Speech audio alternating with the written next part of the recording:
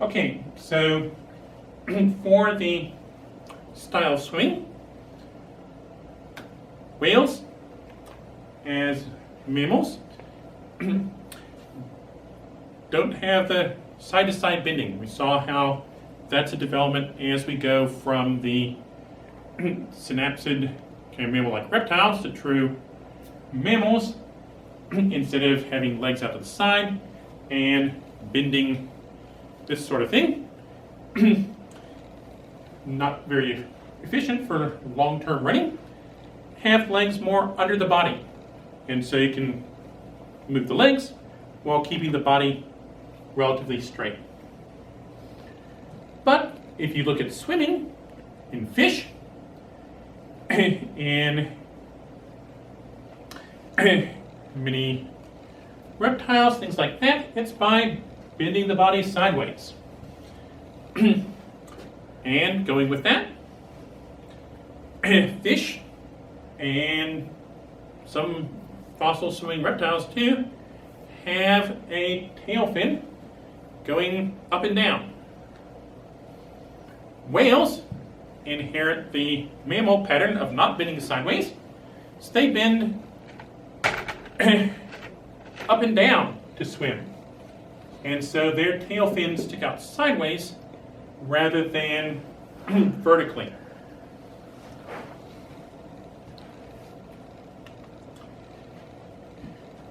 Here's a little more on the fossils. Again, we start with a fairly normal land-looking skeleton here. One noticeable thing though, its bones are kind of on the dense side. That would have helped it to sink in water and be able to swim or walk on the bottom rather than just floating at the top, which is not so convenient if you're trying to chase fish that aren't at the top of the water. From there, we go to a more elongate build, maybe kind of similar to an otter, though a lot bigger.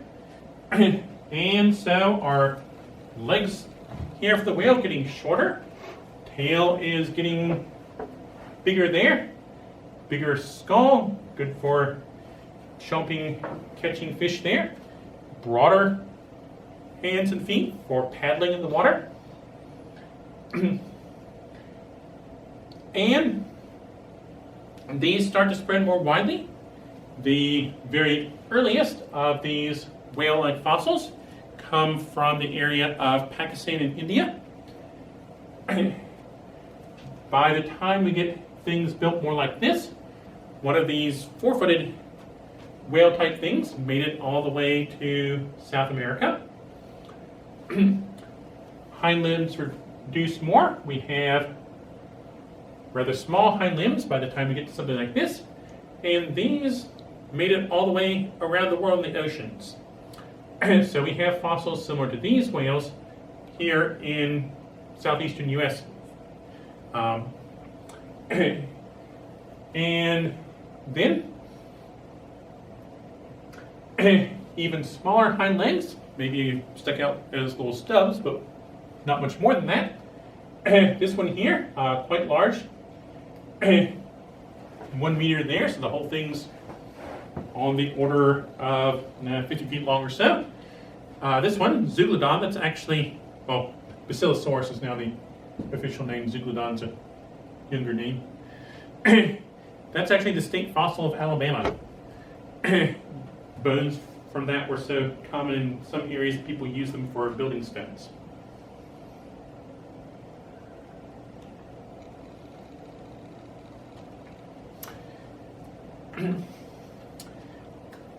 One thing that's often argued is, could evolution actually generate some complex system? Well, it is true that often there's not a complete explanation of how a particular complex system might have evolved. But then again, well, we often don't know all about the system to begin with. If we don't know what's there, it's a little hard to figure out how it evolved. So a lot of this is because we're still studying, understanding how they work. There's been a lot of progress, a lot of advances in understanding what's there and in coming up with explanations for them. but something that's definitely ongoing. But just because a system is complex doesn't mean that it couldn't develop step by step through ordinary natural processes.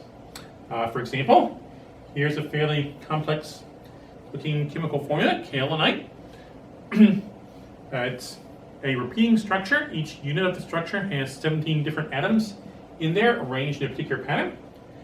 And it's very useful for a number of things. We can make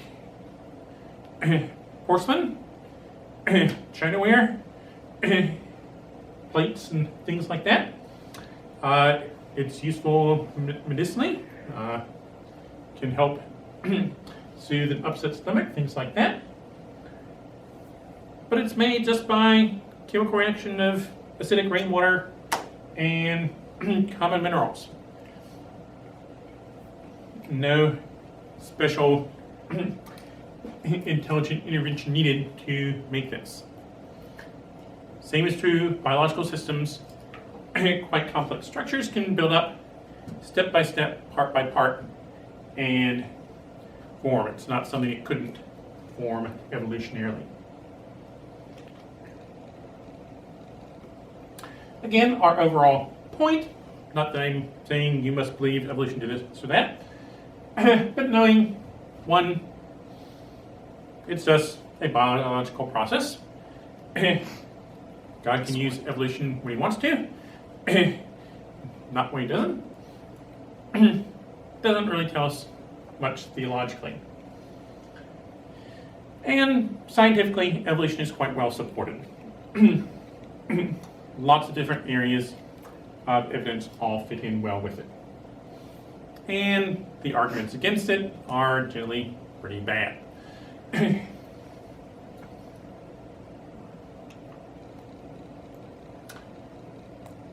Okay, good point to pause here. Okay.